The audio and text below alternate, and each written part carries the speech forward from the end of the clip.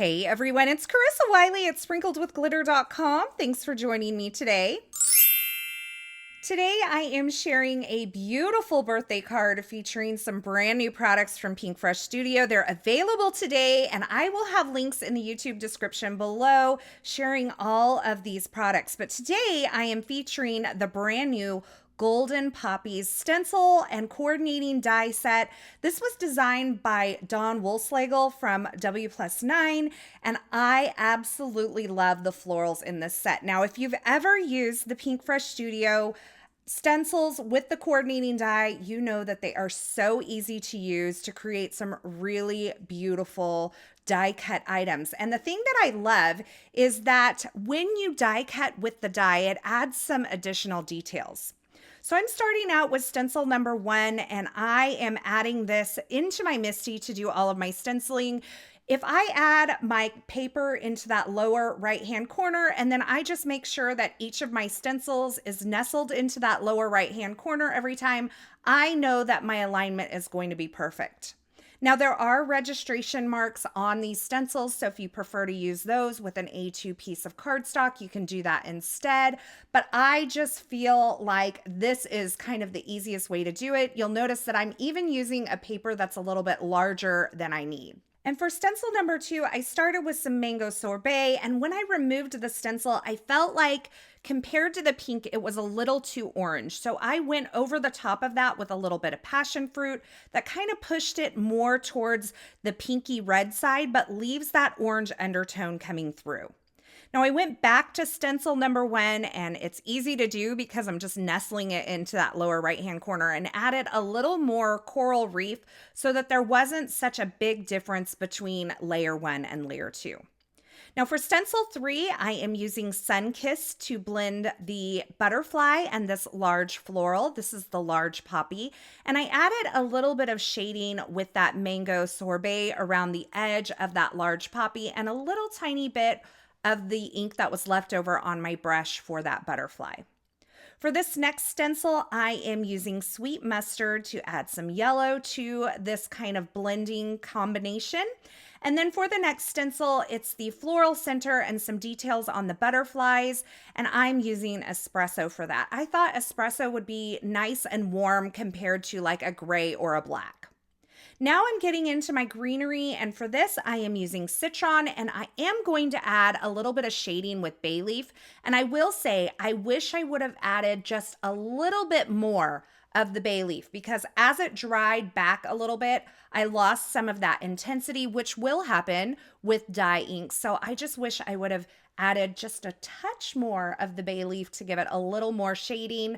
So keep that in mind as you are blending. You can kind of look at this and know that it's going to dry back just a little bit. Overall though, I'm so pleased with the results. So now that I'm done with my blending, I can go ahead and do my die cutting, and you'll notice that on the stencils there are 3 triangle areas that you'll want to make sure that you blend over as you're doing your ink blending. Those are going to match up with 3 open triangle areas on the coordinating die, and that's what's going to help you line these up and get proper placement. So I placed my die where the entire triangle area is filled with ink, and then I ran that through my die cut machine, and you can see I have perfect placement. Now these stencils are designed with a little bit of bleed, so if you don't position this in the perfect right spot, you will end up with die cuts that are beautiful. And if for some reason you are a little bit off, it's very easy to just take your blending brush and blend over that edge. Now I assembled a couple of those pieces of the florals, and now I'm going to work on a frame. I'm using the double stitched rectangles as well as the postage edge rectangles, and I'm nestling that regular rectangle inside of that postage edge rectangle and holding these 2 dies together so that I can cut the exact same frame with the dies in the exact same place multiple times. Because they're taped together, I can go ahead and remove the die cut from the dies, reposition on my cardstock, and run that back through. Now you'll notice that I positioned those onto my magnetic mat on the back side to position the dies. And I like to do that because there is a little bit of magnetism on the back side of that magnetic mat of my Anna Griffin Empress.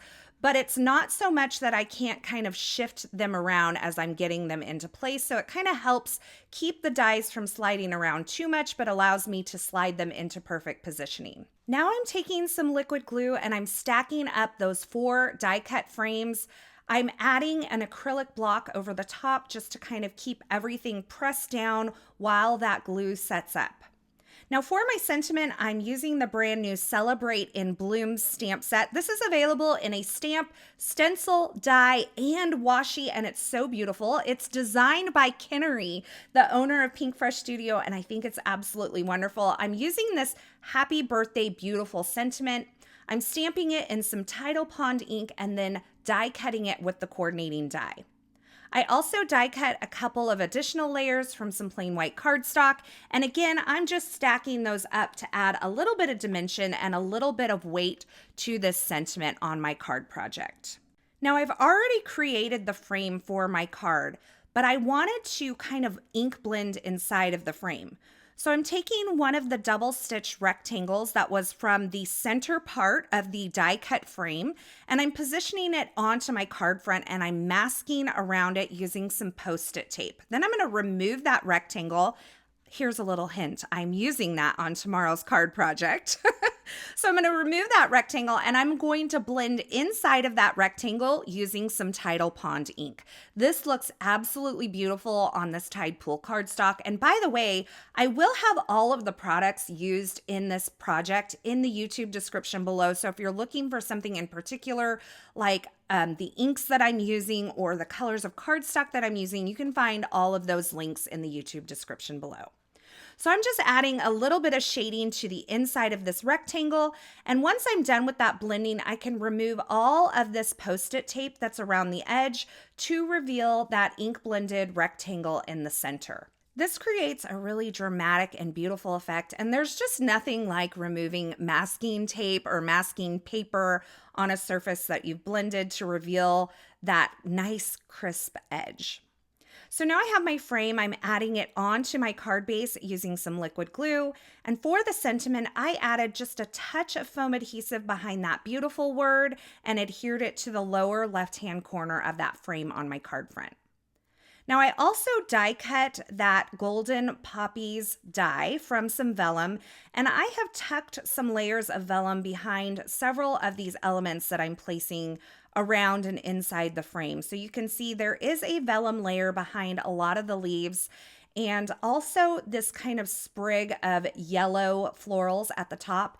And I'm just placing things around, arranging them here, using some foam adhesive to adhere most of my florals and a little bit of liquid glue for the leafery. And then I added my cute little butterfly with an offset layer of vellum as well. I'm finishing off by adding some metallic gold pearls from Pink Fresh Studio. I'm adding those with a little bit of the Pink Fresh Studio liquid glue and the dual-tipped embellishment tool. So that finishes off my card today featuring this brand new stencil and die set from Pink Fresh Studio. It's called Golden Poppies, and I absolutely love the florals and the greenery that this creates. I hope that today you found a little bit of joy, a little bit of light, and a little bit of inspiration here. If you did, be sure to give this video a thumbs up and don't forget to subscribe and turn on the notifications here so you don't miss any of my paper crafting, card making, and live stream video tutorials.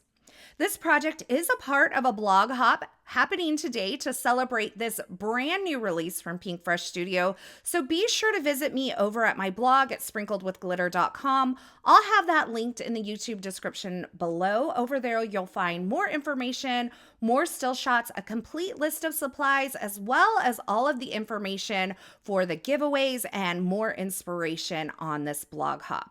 Thanks for stopping by and hanging out with me today. Thanks for watching. I'm so glad you're here. And until next time, I hope you have a fabulous day.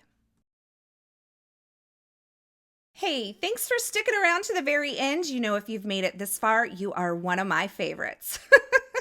To subscribe to my channel, go ahead and click the button on the left side of the screen. And here's a couple more video tutorials I thought you might enjoy.